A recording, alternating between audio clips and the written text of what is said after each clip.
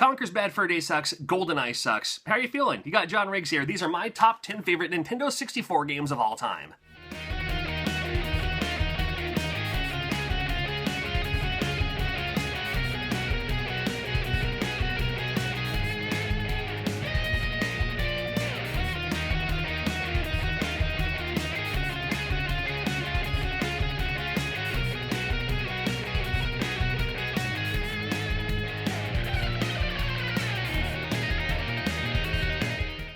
Now, to be fair, Conker's Bad Fur Day, I don't know if it sucks, but it's not as good as people claim it is.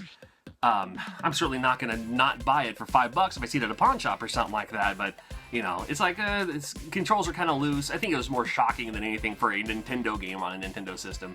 And then Goldeneye, again, if the controls were better, maybe? I don't know. Anyway, these are my top 10 favorite Nintendo 64 games of all time. The thing, my love-hate relationship with my Nintendo 64 is I only like a few games for it. Out of the entire library, there's only a couple of games I actually really like. But those games, I really, really, really like. So I can't deny the Nintendo 64. I can deny that. These games are in no particular order, and again, this is my list, so it's very subjective. Number 1, Turok, Dinosaur Hunter. I don't know. Disco mode is kind of fun. This is the game that taught me how to play a first-person perspective game to the point where I had to do the Southpaw control setting, or whatever they call that other control setting, where the C button makes you move. You know, it's like the right side would make you maneuver, and then the left side would make you look around and stuff like that. I had my game set like that because of this game, all the way through to about the end of the PlayStation 3 era. And it's all because of this game.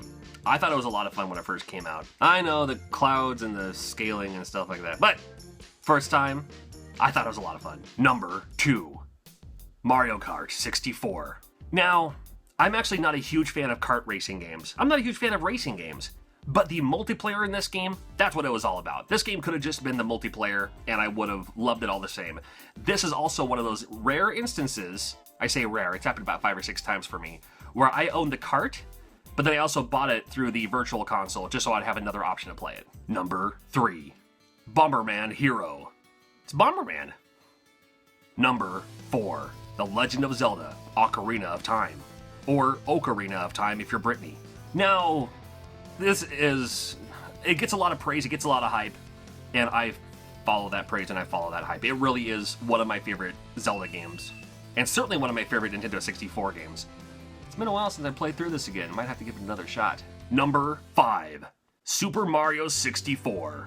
It's Mario 64. It's like, it was the launch title and was the only game you really needed for a long time. Oh man. It's another game I haven't played in a long time now that I think about it. I'm gonna have to pop this in here later on today. Game number 6, Pilotwings 64. This was the other launch title. So when the Nintendo 64 first came out, I bought the system, day 1, and then I bought both games. And that was good. In fact, I had to be good because those were the only 2 launch titles for the Nintendo 64. The next game that came out was it Mortal Kombat Trilogy or something like that? And then there's like Cruising USA, and again, my thing about racing games, like I didn't buy another Nintendo 64 game for a few months, and I didn't really need to. Again, you know, I was playing Saturn imports and stuff like that too, but it doesn't have the same charm as the Super Nintendo version. The Super Nintendo version, I love that one. This one is just like a, hey, let's see what we can do. But it was fun, and it's still fun, I think, and I love the launching the cannon, launching your players out of the cannon. That's always just kind of fun. Yeah, Pilotwings 64, I love it. Game number 7, WCW versus NWO, Revenge. Yeah, the show's budget, I gotta use my own voiceover. How much did I pay for this game? Is there still a sticker on there? $1.99. I'm okay with that. I got this game for $1.99.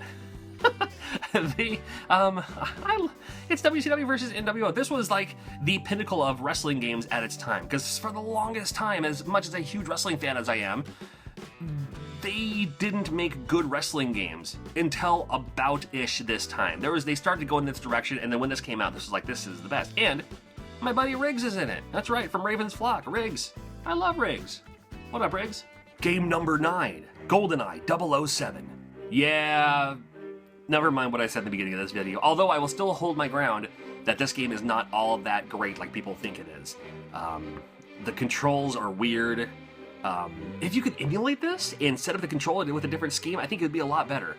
I do like, I mean, the movie came out, I loved the movie, I love Pierce Brosnan as James Bond, actually, even though, I mean, he's no Sean Connery, I know that, and we'll settle that argument right now. To me, Sean Connery is the best James Bond, although Roger Moore had the best James Bond movies, if that makes sense. I like the storyline of the James Bond, Roger Moore one's better.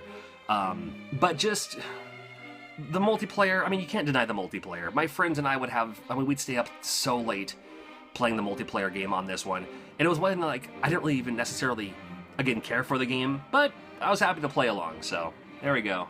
You're on the list anyway, whatever. Game number 10. WWF No Mercy. Well, this would bound to make the list. Now, if you saw my video with Metal Jesus, you would have thought I would have had this at number 1, which it should be, but I thought I was going to just create just only the US games on this one. So if I added imports, this would be on there. Irritating Stick would be on there too. But to keep it simple with this, I'll just do US games only. So if I can't have Virtual Pro Wrestling 2, I'll have WWF No Mercy. Easy to pick up and play, difficult to master.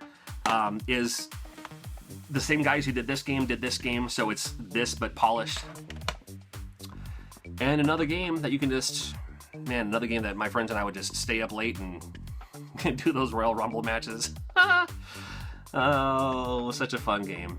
Anyway, that's my list. Thanks for checking it out. Check out these other videos as well. Make sure you're subscribed, and thanks to my Patreons as well. Appreciate everything you do. It's because of you I'm able to make videos on this channel. I know you have something to say about something, so let me know what are your more obscure Nintendo 64 games down below. Again, I'm not a huge Nintendo 64 fan, so there's a lot of Nintendo 64 games, I'll be honest with you, I haven't even played.